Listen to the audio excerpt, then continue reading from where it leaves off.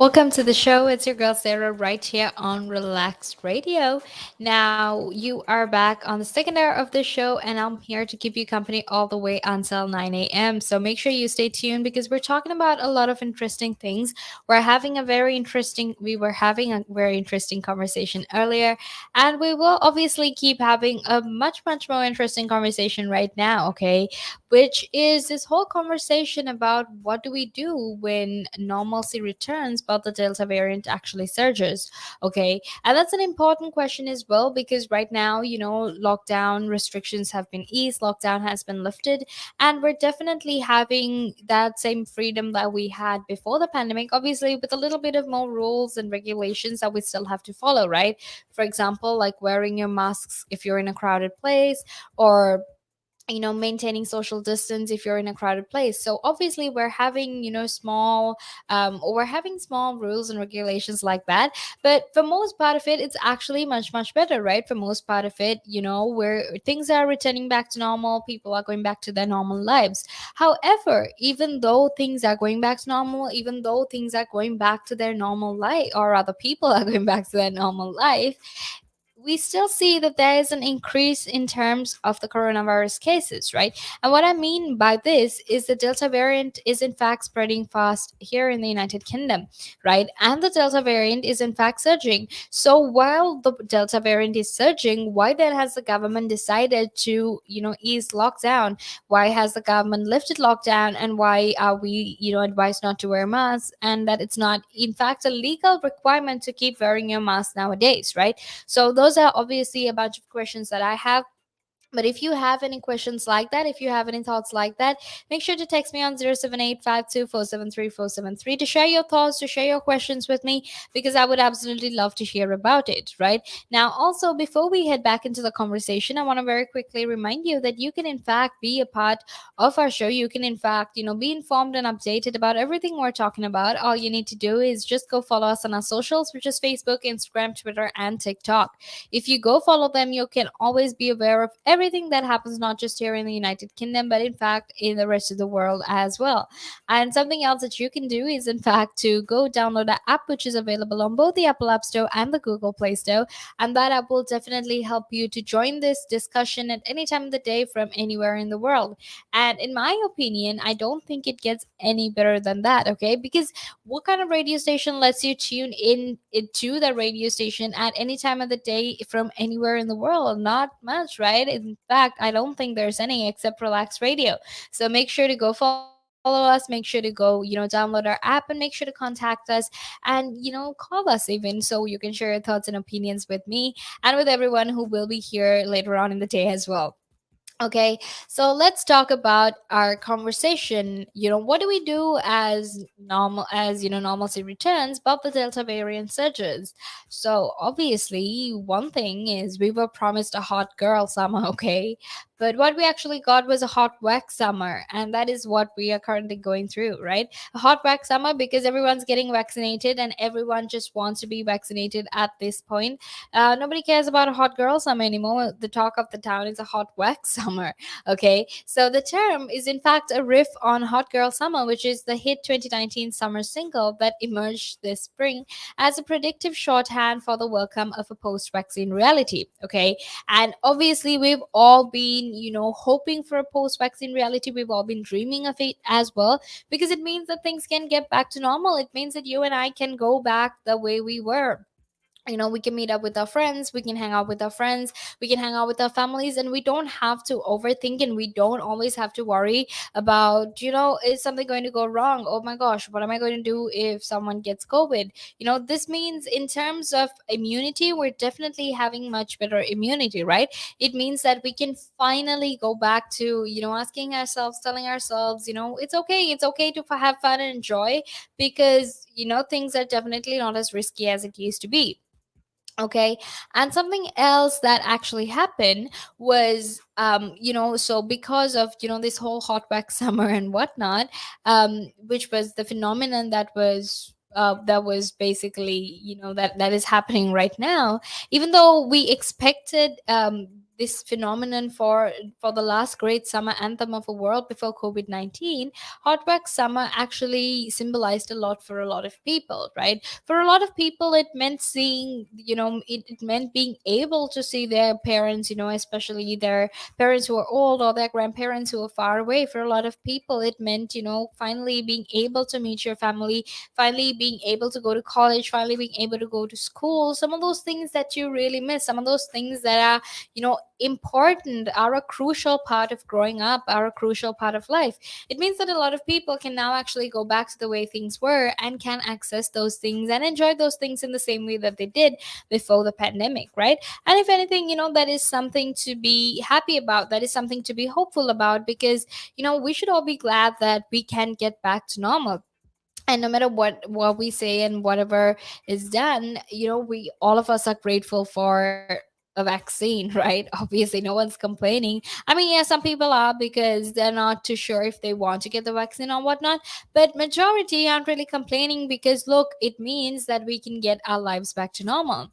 And it also came to signal this best case scenario for a time of transition, because it was about pure celebration and the best lives that were lived. And in the simplest of terms, it was about relief, okay? Hotback Summer was all about relief. Relief in the fact that, oh my gosh, this thing looks like it's finally ending. Oh my gosh, I can get back to my old life. I can go out and hang out with my friends. That's the kind of relief that we all had. And we were, so relieved. And honestly, and when they actually did open up the country, and when they actually, everything got back to normal and people could do what they wanted to do, the first thing that came out of my mouth was just a huge, sigh of relief. I was literally like, yes, like, yes, we can finally get back to whatever it is that we had. We can get back to our plans, we can get back to our trips, all of those things we had planned, but obviously not right away, in due time. But that is something to be hopeful about, right? So even though it's a sense of relief that we have, and a sense of relief that we wanted, there's also another, sense that has come to pass, and it's the season of ambivalence, okay? Now, what I mean by that is, for many, the exhilaration of long overdue hugs is actually offset by the anxiety of interaction, right? We were all big huggers, we were all big social butterflies before the pandemic. But after everything, even though people are getting vaccinated, some of us are, in fact, still very, very skeptical about interacting with people, about hugging people, about talking to people, because we learned a lot of things during the pandemic. And one of the things we learned is we should always, always be careful as to how we come in contact with them, especially physical contact. At one point, do you hug people? Is it safe to hug people? So those are some questions that we have been skeptical about as well, right? Now, even though we're optimistic, even though we're looking forward to this, there is this whole debate of optimism versus grief, or optimism bumps against grief, right? Because gratitude that is tempered by the sobering rise of the highly contagious Delta variant of the COVID-19, and the frustration with the vaccine hesitation, has in fact enabled its rapid spread, right? And as spring turned to summer, new uncertainties actually took place of others. All these uncertainties that we had a year back, or rather a year ago, we don't really have them now. But instead of them, we have new uncertainties, we have new doubts, we have new things that we're skeptical about, right? And in simple terms, it's in fact hope that is keeping up with pain, right? We're hopeful, but at the same time, it can be painful. And there's this new phase of the pandemic that is clearly upon us, which is this whole new phase of the dual reality. Is it actually safe to be going out while there are so many different variants? Is it actually safe for us to go out without our masks, especially in this time when coronavirus cases from the Delta variant is in fact surging? So that is the dual reality we live in right now. And the truth is, we don't really know how long we will have to live in this reality, because at one end of this whole weighing scale, we still have COVID-19, and at the other end of this weighing scale, we have freedom. And obviously, people want freedom, right? But at what cost does freedom come? is an important question that we have to ask ourselves before we, start getting a bit reckless, start getting a bit careless, especially because, lockdown restrictions were eased, right? Just because they were eased, that doesn't mean that you can suddenly go out and, sure, you're not forced to wear a mask. No one is forcing you to wear a mask. But if you're someone who cares about everyone else, if you care about your family, if you care about making sure the people around you are safe, then the best way to actually make sure you do that, the best way to make sure they're safe, is to still keep practicing some of those safety precautions that you took. Because it doesn't hurt for you to wear a mask. It doesn't hurt for you to sanitize your hands and, still maintain social distance. If anything, you're actually doing a service to everyone else in society. And while telling you about this, I also want to tell you about something that happens in Japan quite often. Is when you get sick, if you get sick, and if it's something like a flu, something that can be easily contagious, what they do is the moment they get the flu, they actually start wearing masks. And that's not to actually protect themselves, but it's in fact to protect the people around them, because they want to make sure that the people around them are in fact much safe, and that the people around them aren't exposed to this contagious, disease or this virus or flu, whatever it is, right? Which I think is one of the most selfless things someone can do. The fact that even when you're sick, you will care about making sure that the other person you come in contact with, or the people you hang out with, will not actually get that virus, will not actually get the flu. So you're in fact preventing the spread of the flu. You're in fact making sure that they don't get the flu. And I think in a very human perspective, that's a very selfless thing to do, especially in this day and age when it's so hard to find people who actually do things that are selfless for everyone else. That's something that we can be happy about, something that we can be hopeful for. So if people in Japan can do it, then we can definitely do it as well. So it's important to keep those things in mind. But right now, let's actually head into a small break, because after that we will be back to keep talking about what exactly happens when the Delta variant rises, but everyone is returning back to normal and abandoning all of the safety precautions that we took, a few weeks back. And it gives them something to look at, and it makes them laugh. It makes them laugh. So that's why I do it. Oh, and it could be a really good pickup line as well. Ladies who ask, "Hey, excuse me, so why are you wearing something so colorful?" Hey, you can always have something up on your sleeve. Got me thinking. You want to stand out. Why do you want to stand out though so much, especially with these kind of shirts when you're riding? There must be a purpose behind it, right? Well, when you say a purpose, Nick, what I do, I wear the shirts, mainly one because they're nice and bright, so they make me visible, especially if I'm riding on the road. Okay. Yeah, that's very important, right? Because you want cars, yeah. Very important. And also, like, people see me in like cafes, and perhaps I shouldn't be saying this on here, I suppose, but in the bar afterwards. All right. And it gives them something to look at, and it makes them laugh. It makes them laugh. So that's why I do it. Oh, and it could be a really good pickup line as well. Ladies who ask, "Hey, excuse me, so why are you wearing something so colorful?" Hey, you can always have something up on your sleeve. You look like a guy who would do. You know me too well. You know me too well, Nick.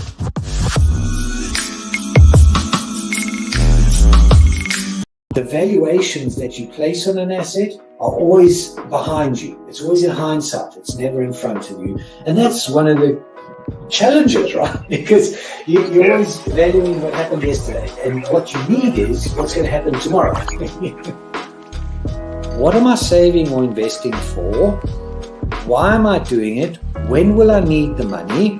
And how much money do I need? Yeah.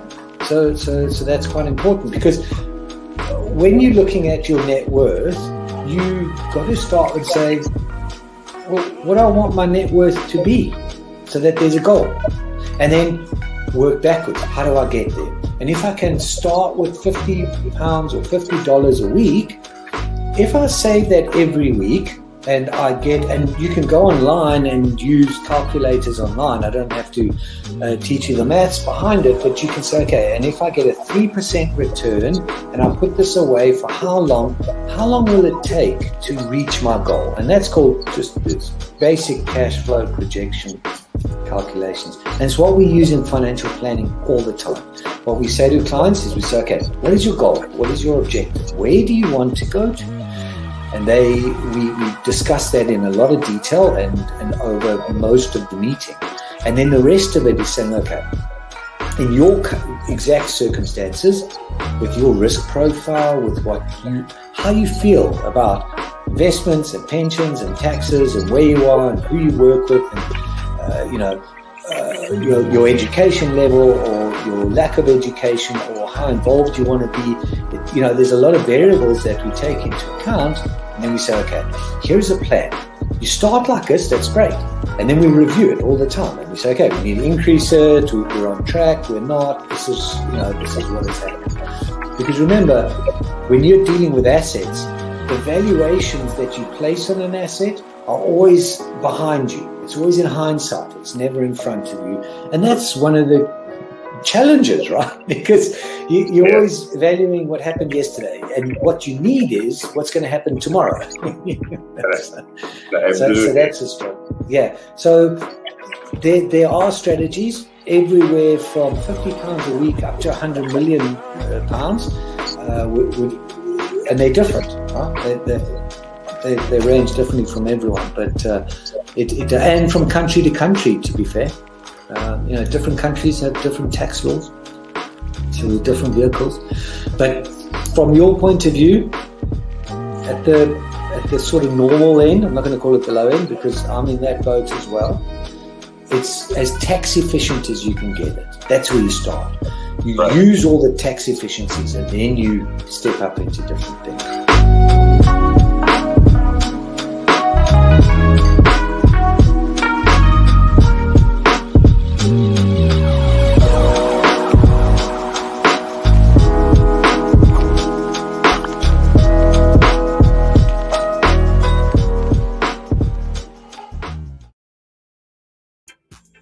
Welcome back to the show. It's your girl Sarah right here on Relax Radio, and I'm very excited to be here because we're having a very important conversation about COVID-19, right? This whole conversation, whether it's actually a very smart thing to do, whether it was the best of decisions to actually ease the lockdown restrictions, to lift up the restrictions, or to basically lift the restrictions that were imposed during lockdown, especially because of the rise in the Delta variant, right? Especially in terms of the cases that are rising in terms of the Delta variant. So that was what we were talking about, and I'm very excited to be here because it's an important conversation to be having, and it's important because it's about educating. It's about making sure you are aware and making sure you're safe, because right here at Relax Radio, we always value you, right? We want to make sure you're safe. We want to make sure that um you are a priority, and that's why you should stay tuned to Relax Radio as well, because you are in fact our priority. So if you have any thoughts, if you have any questions, any comments, make sure to text me on 078 or you can even call me up on that same number, and you can get in touch with me. And something else that you can do is in fact to go follow us on our socials, which is Facebook, Instagram, Twitter, and TikTok. Join this discussion, be a part of this conversation, tell us what your thoughts are.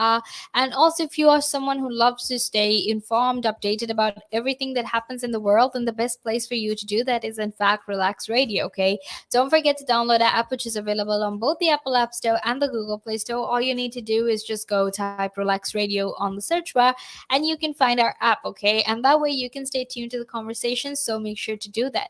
um but let's actually get back into our conversation right now, which is basically about whether we're waxed or uncertain. Okay. And to basically put it quite simply, this distinct era of competing truths actually became very clear in the first full week of July. Okay, because there was in fact this hashtag called hashtag COVID is not over that became a trending topic, that became a trending Twitter topic on the very day that the CDC did, in fact, the very day that the CDC updated its guidance on masks for in person learning, and where they basically announced that vaccinated teachers and even their students were, in fact, clear to go mask free to their classrooms, right? Which sparked a lot of controversy, especially in a country where there were so many, coronavirus cases, and a country that, in fact, contributed largely or rather largely contributed to the number of deaths and the number of coronavirus cases globally. It was very shocking and it was controversial that they were suddenly saying, you know what, if you're vaccinated, you can just go to class without your mask, right? Which meant that a lot of people would be put at risk as well, because we understand that even though we've been vaccinated, it doesn't mean that you're completely immune from it. It doesn't mean that you're completely cured from coronavirus, right? What it means is just the fact that you have an added amount of protection, you just have an added level of immunity, and that's going to protect you and make sure that if you do get covid-19, that the effects of covid-19 is in fact reduced for you because of the vaccine, right? And that's what the vaccine is about, and it doesn't necessarily mean that you're going to be completely protected from it. And so when they when they announced that they were going to be lifting these restrictions, when they were going to when they made it okay for students and teachers to actually go to class without their masks on, it became something of it became a huge debate, right? Because it was a huge topic on Twitter. It was trending and people were talking about it a lot. Right. Now, some of us will actually emerge from the pandemic with a lingering aversion to excessive physical touch. Okay. And I have to say, I'm definitely one of them as well. I'm someone who used to love hugs. I'm someone who used to, love hanging out with people. I love, like my love language is physical touch, right? But it's not anymore. And the truth is, I am coming out of the pandemic with a lingering aversion to excessive physical touch, because I am very paranoid. I'm scared that maybe something will go wrong. Maybe somehow, if I do hug someone or if I do touch someone, that I will get COVID-19 and I will then, spread the disease to the rest of my family. And that's not something anyone wants to do, right? We always want to make sure that our families are safe. We want to make sure that, our siblings are safe, especially in these, tough and trying times, right? So obviously, we're at this new point in the pandemic that we're all really excited about. And this was actually said by Erin Soberschatz, um, who's actually a COVID-19 emergency response task force leader at the CDC. And this was, released rather by the Associated Press, right? And that what she said is actually quite true, right? We are in fact in a new point in the pandemic, and we're excited because even here in the United Kingdom, lockdown has been eased. We're excited to get back to our normal lives. But also, while we're getting back into our normal lives, it's a new point, it's a new change in our lives, right? Because even though things are slowly returning to normal, there's also rising number of coronavirus cases in terms of the Delta variant. So it's important for us to figure out that we still need to be safe, we still need to keep these things in mind, we still need to take some of those precautions that we used to take before the pandemic, even though the pandemic is not completely over right now, right? And the spirit of the announcement seemed at odds with the key developments that unfolded around it, okay? Because, the Delta variant is in fact an already growing threat across Europe. And Delta was in fact feeding a surge in COVID 19 cases within the United States as well. And in parts of Arkansas and Missouri, there were these reports of positive test rates unseen since the pandemic's midwinter peak, okay? And even here in the United Kingdom, the NHS medical staff actually voiced dread and anxiety over fast rising numbers, particularly amid the continued loosening of pandemic restriction. Okay, so the truth is, it's very easy for the government and it's very easy for us to get out of lockdown, to go out, to hang out with our friends, to not wear our masks and whatnot. But ultimately, if we're going to think of it in terms or in perspective of the NHS, what actually happens is they're now going to be burdened with another influx of coronavirus cases, and that's what's going to happen, right? Because there are so many people. I mean, obviously, with lockdown lifted and they're not being a mask mandate anymore or a legal requirement to wear masks, people are not going to wear their masks. And obviously what happens is when people get COVID, especially people who haven't been vaccinated or who have been only given the first dose, when they get sick, it's going to become another cluster, right? They're eventually going to spread the disease to other people as well. And we know how contagious and how fastly coronavirus coronavirus spreads, right? So in a situation like that, in an instance like that, we are, if we're not thinking about it properly, if we don't think of it in the long term, we're actually burdening the NHS with, and with huge amounts of COVID patients once again. And it's not like we already haven't seen the effects of what actually happens when there's an overwhelming amount of coronavirus patients, right? We've seen that happen. So why is it that we're putting ourselves in that exact same place? Why is it that we're, trying to go through that exact same thing, trying to burden the NHS, trying to make life hard for all of us? Because eventually, if things get bad, we're going to have to go into another lockdown. And that's just the truth of it. You can say whatever it is you want to say. You can act like the pandemic doesn't exist. You can go out and hang out with your friends. But the truth is, if things go back to being really bad, we're just going to end up in another lockdown again.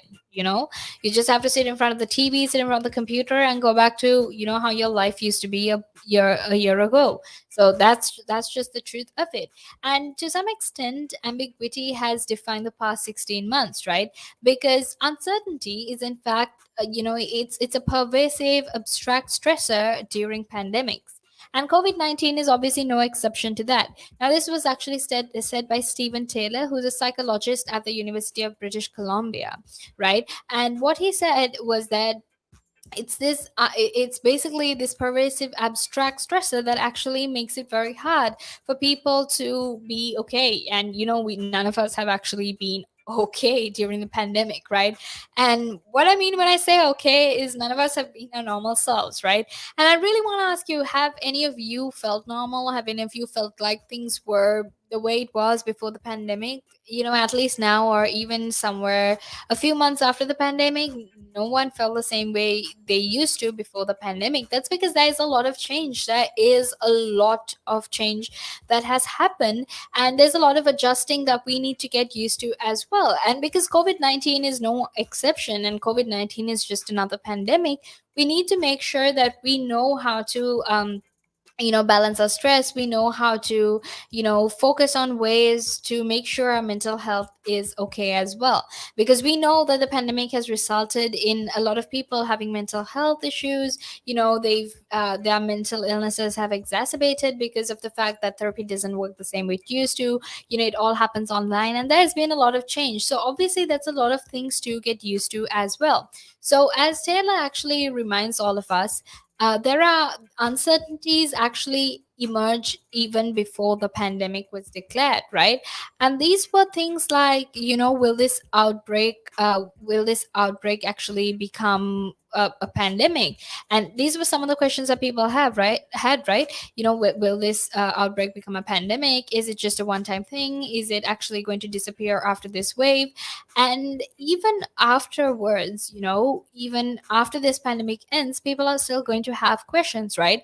They're going to ask things like, is this actually the end of the pandemic, or is this just the end of another wave? So those questions are actually going to be there. And such unanswered and unanswerable questions actually facilitate the existence of a parallel, even conflicting understanding, or even conflicting understandings of what actually is going on, right? Because no one is actually aware of what's going on, no one is sure what's happening.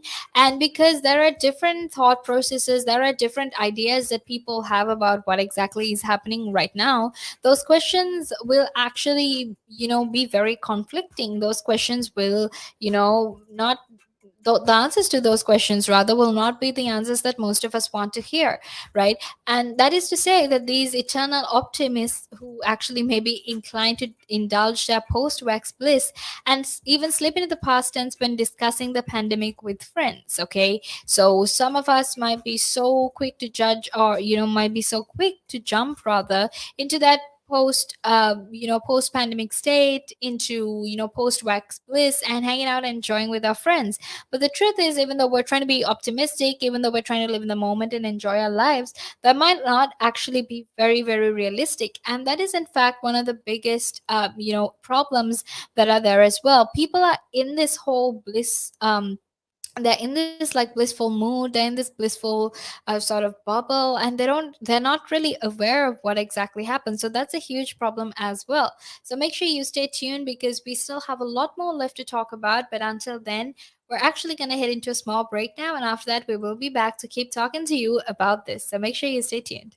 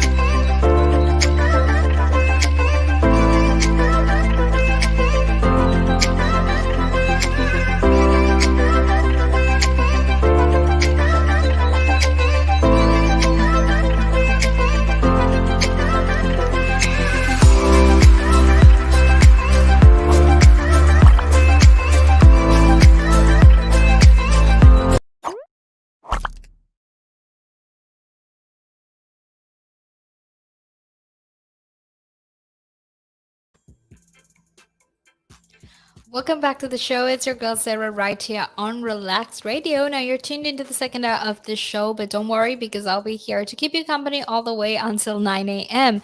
And until then, we have a lot of interesting conversation to be having. We have a lot of interesting thoughts that we're going to be sharing with everyone who's listening in as well. So make sure you stay tuned for that. Okay. But right now, before we actually head back into the conversation, I want to very quickly remind you that you can, in fact, get in touch with us.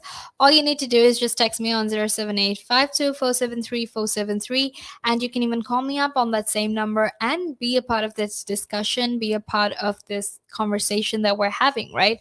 Because we are having important conversations. We're having conversations about making sure that everyone is safe, that everyone is protected, and everyone, ultimately is having a much better life and much better protection at the end of the day, right? So if you like some of the content that we talk about, if you like to stay informed, if you like to be updated, then make sure to go follow our socials, which is Facebook, Instagram, Twitter, and TikTok. We're on all of those as Relax Radio, except TikTok actually, where we are as Relax Media. So make sure you go follow them up. We have some amazing content. We have some funny content as well. So make sure you do that because it's definitely going to help you feel much, much better about the current state of things, right? And something else that you can actually do is to go download our app, which is available on both the Apple App Store and the Google Play Store. You can listen in from anywhere in the world at any time of the day, and that is absolutely amazing, right? So let's actually head back into the conversation, which is about what exactly are we going to do when because we're returning to normal, but Delta variant and the Delta coronavirus cases are in fact rising. So what exactly do we do in instances like that? What changes do we make in instances like that? That's what we're discussing, and that's what the conversation is about. So the anxiety prone among us, on the other hand, double down on what comes naturally, which is a spectacular pageant of worry. And if you're someone who has anxiety, if you're someone who overthinks a lot, well, welcome to the club, I guess. You're going to be thinking about everything much, much, much more than you normally used to overthink it, right? That's what and that's what we do. Now most people actually find it stressful to deal with uncertainties, and now Taylor actually says this, but people with particular personality traits actually tend to have an especially difficult time, okay? And those are people who on psychological personality assessments score high on a trait that is called intolerance of uncertainty. These people, as Tel explains, actually tend to worry a lot. So, if you're someone who did a psychological personality test and you scored high on a trait that is something called intolerance of uncertainty, then things like the pandemic are going to be hard for you because there's a lot of uncertainty, there's a lot of doubt that comes from a pandemic, right?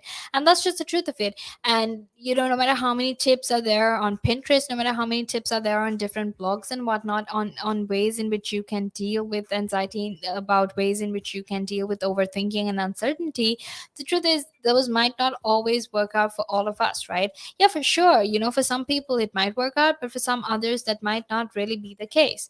So because there's a difference in the way people see things, there's a difference in the way people view things, and there's a difference in the way you actually come to terms and process things. These things are different for everyone, right? So if you're someone who has a very, very high level of intolerance of uncertainty, then something like the pandemic is going to be something that is very difficult for you to put up with, right?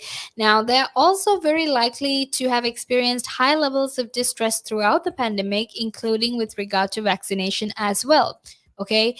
And the reason for that is, like I said, if you're uncertain, if you're not sure about what exactly is happening, and you are, then, if you're someone like this, then you're going to have a lot of worry. You're going to have a lot of confusion and uncertainty in your mind as well. And chances are you're not probably going to deal with it as well as someone else who doesn't have those exact same things would, right? Someone who isn't someone who doesn't have an intolerance of uncertainty, those peoples would actually deal with them and react to them in a much better way than you would, right? And because these people have high levels of distress throughout the pandemic because of all the uncertainty that is around them, it gets very hard for them to actually move through with the pandemic. So there is something that is also called lingering anxiety, because for these people the anxiety actually lingers for a really, really long time. Okay. Now, in some cases, pandemic distress have in fact plunged people into a state of near agoraphobic caution over keeping themselves safe from COVID, right? And earlier we were talking about some young people who are affected by COVID, and we were talking about Liz Siegfried, right? And she's one of the, I mean, you can see from her um, how people can sometimes develop this caution, or develop this condition rather, of keeping themselves safe from COVID, right? Where you're constantly worried, you're constantly afraid, and you're scared of everything, and you think that everything could potentially be a risk to your family, to yourself, in terms of COVID-19, right?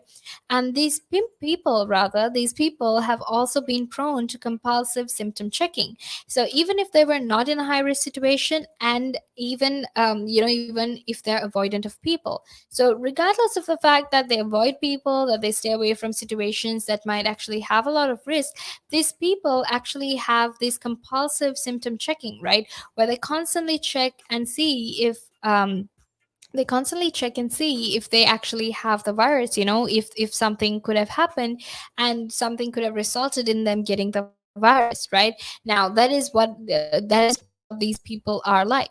So in October 2020, there was this paper that was published in Psychiatry Research, where psychologists actually put a name to this compendium of anxious behaviors, right? Which was called COVID-19 anxiety syndrome. And the coping strategies of some of the people acquired some people acquired may have in fact become anchored in their everyday lives and be seen as important for staying safe. Okay, this was actually written by one of the co-authors of the paper. Okay, and the truth and the truth behind that, or the way in which you would think about it, or in the way in which you would look at it, actually makes a lot of sense, right? Because when you follow a certain procedure for a really long time, it unintentionally or subconsciously becomes a part of your lifestyle. It becomes a part of the things that you do. It becomes a part of your day-to-day routine. And that's what has happened for some of these people with COVID-19 anxiety syndrome as well, because they have been doing these things so often, because they have been practicing say social distancing, or wearing their masks, or constantly checking their symptoms to make sure that they don't have COVID. Now that has actually become a normal part of their life. So obviously, every day, if you're just going to say you're going out to the grocery to buy something, then you would automatically start sanitizing your hands, wearing your mask, and after you get home, you would shower, you would check your symptoms, see if there's any change in your body, just to make sure you're not, make sure that you're not sick, that you don't have the disease. So that is one of the biggest symptoms, one of the biggest not necessarily issues, but one of the biggest characteristics rather, that you can see in people who have this COVID-19 anxiety syndrome, right? And these coping strategies that they have acquired are in fact what they acquire because they think it will make them safe, right? They think if they do these things, it will make them safe. So this is something they can control. The fact that you are safe, the fact that you don't contract the disease, is something that you have control over, right? Even though you might not have control over the pandemic, you can control if you get it or not, especially if you take precautions, if you stay at home, if you always sanitize and you social distance, and you shower as soon as you come back home, as soon as when you go out. Then that way you actually have some level of control in terms of how coronavirus gets into your body, in terms of whether you contract the disease or not, right? um, and they predicted that for the syndrome sufferers, the return to normal would actually probably prove very, very difficult, right? Like I said, when these parts, or when these habits that you have subconsciously become a part of your lifestyle, have become a part of your day-to-day routine, it's very hard to stop that habit, right? It's like the saying that goes, old habits die hard. If it's a part of your routine, if it's a part of something you do all the time, then chances are you're not it's going to be very, very hard for you to get back to normal and let go of those habits, right? Especially people who suffer from the COVID-19 anxiety syndrome, it's hard for them to actually get back to normal, to get back to the way things were, because this means that they have to let go, that they have to sort of eliminate some of these habits, some of these things that they did during the past year and a half. Now, 9 months, after all of this, 9 months after this research was published, I myself am actually wondering whether the researchers' prediction is in fact panning out. Are people struggling just as intensely as they were a year ago when COVID-19 vaccination seemed an eternity away? In short, according to all this research, apparently they are. In short, the answer is yes. Apparently, people are suffering. People are intensely suffering, even though we don't really see it. We don't really have a lot of people coming up here and talking about how they're intensely suffering because of the pandemic. A lot of people out there are in fact suffering intensely because of the pandemic, and even though we don't see it, even though we don't really think that that's exactly what happened and that is exactly what took place, a lot of people out there are finding it very hard to come to terms with it, even in a reality where vaccination is happening, right? Because right now the reality is a lot of people are going for vaccinations, a lot of people are getting vaccinated, and that is something that we are hopeful about. That is something that all of us are grateful about, grateful for, and we're excited about as well. So despite all of this, despite the fact that all of these vaccinations exist, people are taking better care of themselves, despite the fact that restrictions have been eased, and we understand that the delta variant surge, or other coronavirus cases are in fact rising. Even though that's the case, a lot of other people are in fact struggling to actually come to terms with how much the world has changed.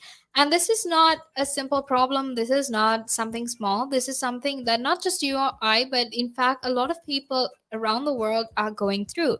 They're in fact going through this whole inability to come to terms with how much things have changed, and this inability to actually comprehend and grasp the fact that right now things are starting to look better. Things are slowly going back to normal. So people are still struggling, and that's important to keep in mind. But right now we're actually going to head into a small break. But don't worry, because after that I will be back to keep talking to you about this. But until then, make sure you stay tuned. Again. But now, if you say to a child, if I went up to a child and said, you've had one to forget, God, there'd be an inquest. Me, why did you reject my son? Oh, I haven't rejected your son. I want to talk about, how the generation gap, has how much it's changed, especially when you check the youth nowadays in comparison, to people back in the day. I'd say when I was younger, it was more disciplined. Not now. In comparison to now. Not at all. Not now. The way things are nowadays, the younger generation, you seem that they can't accept the word no. If that makes sense. They can't accept rejection, essentially, is all you're trying to say. Yeah, they can't accept the word no. So if you, how did I do? Or you didn't do very well, and they get upset, And when I was a youngster, my father used to say to me, because I used to be sport mad when I was very young. Well, I still am sport mad, but like participating in different sports. And if I had a bad game, for example, he might say to me, you had one to forget. That's it. Your dad sounds like a smart guy. I mean, yeah, that's the real fact of the matter, yeah. He said to me, you had one to forget. Get over it. And that was it. So I dust myself down and do it again. But now, if you say to a child, if I went up to a child and said, you've had one to forget, God, there'd be an inquest. An inquest. Me. Why did you reject my son? Oh, I haven't rejected your son. Or daughter. I've just told them that they need to buck their ideas up. That's the truth right there. I mean, if you think about it, if you check the generations, like right now in the US as well, I've seen a lot of these things as well. In the UK, you get medals for participation. But what's the point? What are you trying to? Yeah, what's the point? Either you win or you lose. People are so afraid to put that whole notion of losing. When it comes to right now, the generation gap is just crazy. How much a lot has changed. Social media has taken control of our lives, and we don't even realize it anymore. We're crippled because of it. That's absolutely right, Nick. Because, as you said, nowadays it seems that you get rewarded for failure. For the life of me, Nick, I can't get my head around that. Perhaps I'm just getting old and morbid, I don't know. I just can't get my head around how you could be rewarded for failure.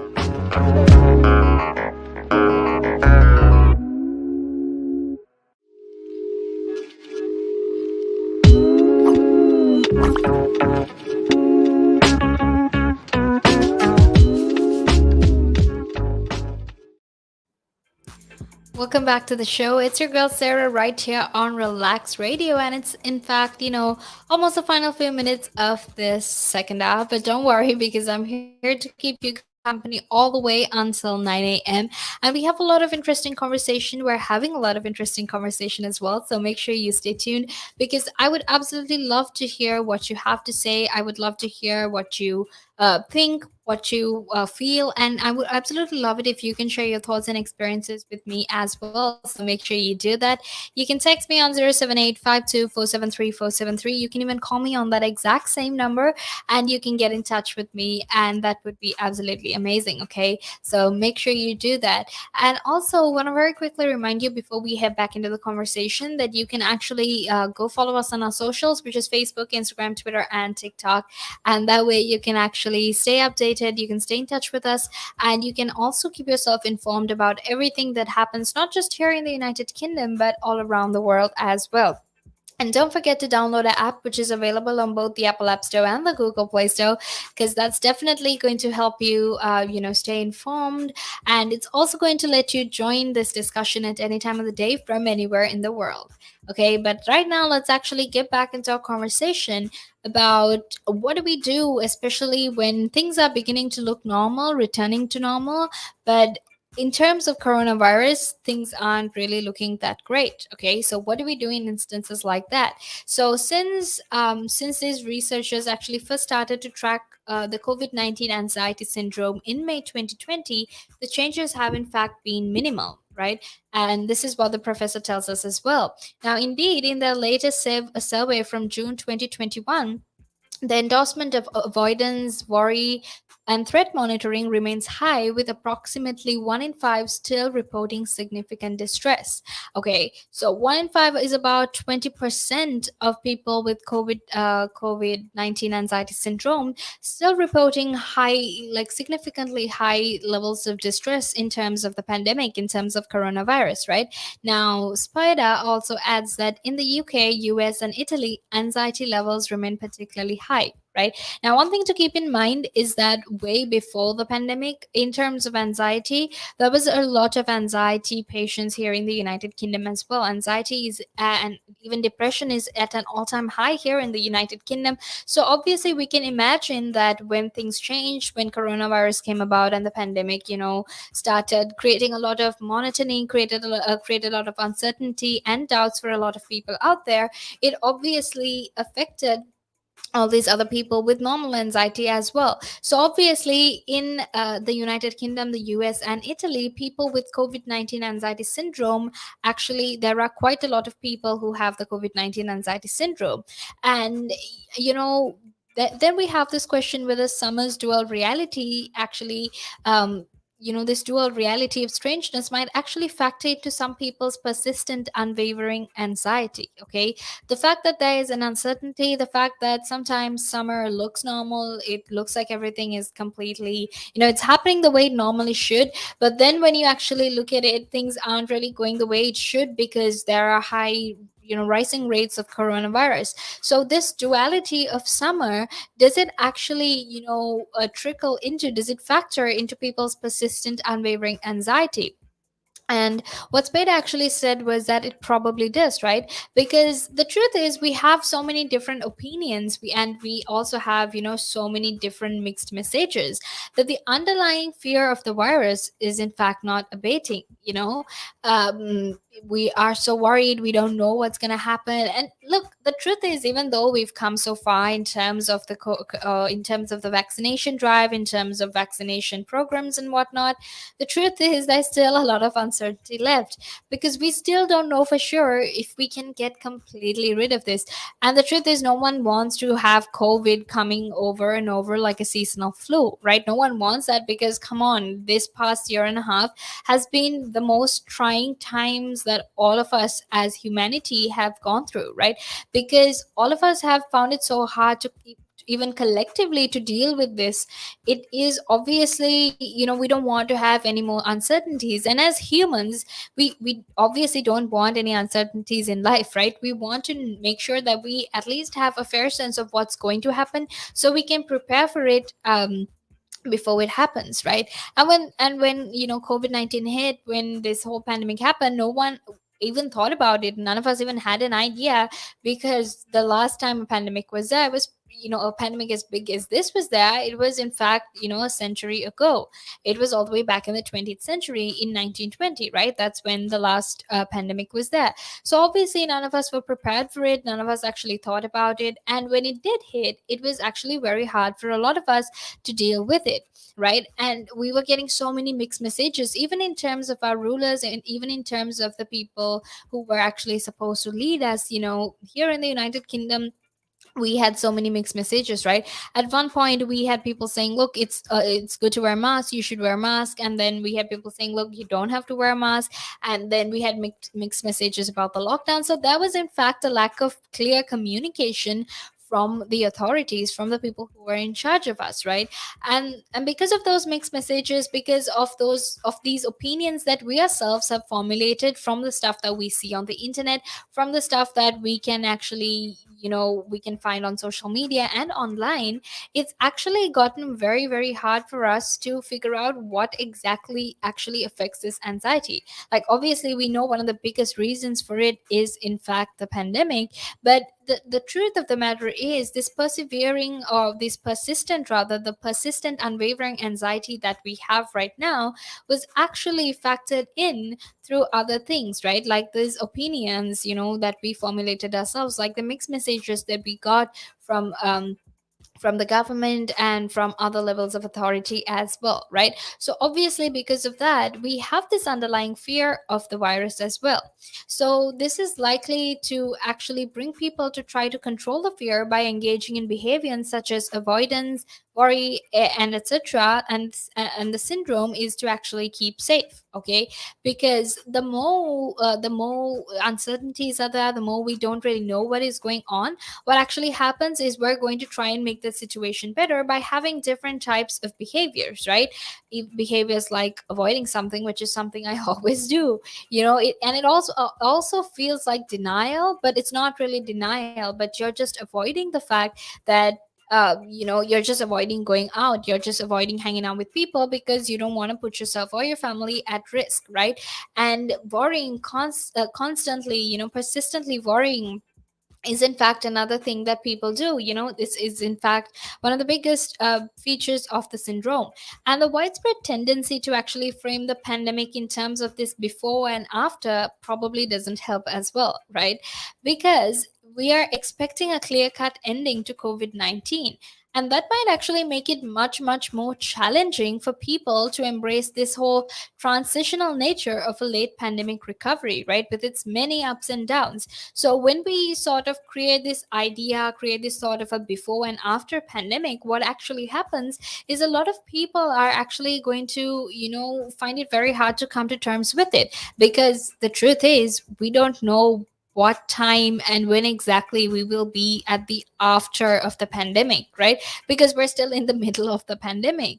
And because of that, because of its many ups and downs, because of this whole, different transition of the pandemic, it also has a lot of contradictions, right? In addition to all of that, there's also a lot of contradictions that might make it very hard for people to actually deal with the, before and after of the pandemic. Right. But having said that, there's also good news, because Taylor actually says that research from previous disasters and pandemics indicate that most people will bounce back to their pre pandemic levels of function. And some people have even changed for the better. So, on the bright side, if we were weighing this on the bright side, or on the other side, there's also the fact that most people will change. They will change for the better, they will be much more careful, and they'll also be, they will bounce back to normal. Things will get back to normal, although it's just going to take a bit of time, right? So In a recent paper that was actually published by Taylor and his colleagues, actually argued that COVID 19 may in fact be linked with the psychological phenomenon that is known as post traumatic growth, right?